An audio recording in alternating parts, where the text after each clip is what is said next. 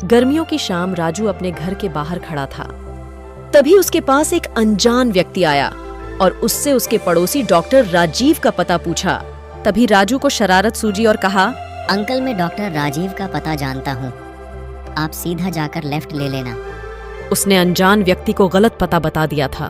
अनजान व्यक्ति बताए हुए पते पर पहुंचा तो उसे घर नहीं मिला। वह बहुत परेशान हुआ।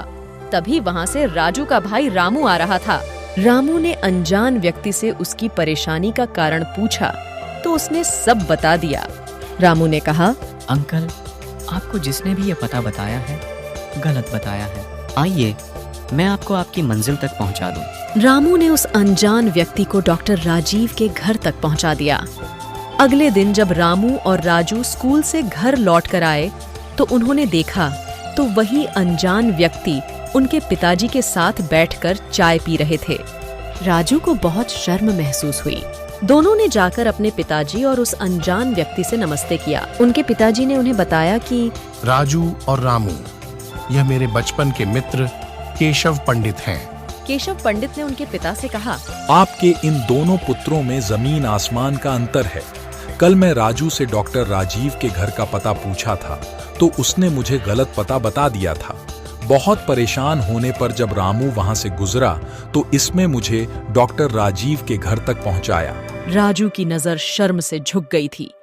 उसे क्या पता था कि जो अनजान व्यक्ति उससे पता पूछ रहा है वह उसके पिता के मित्र भी हो सकते हैं। उसने केशव पंडित से क्षमा मांगते हुए कहा, अंकल, मुझे क्षमा कर दीजिए।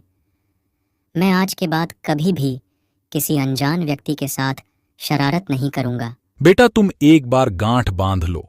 तुम जैसे व्यवहार दूसरों के साथ करोगे वैसा ही व्यवहार दूसरे तुम्हारे साथ करेंगे।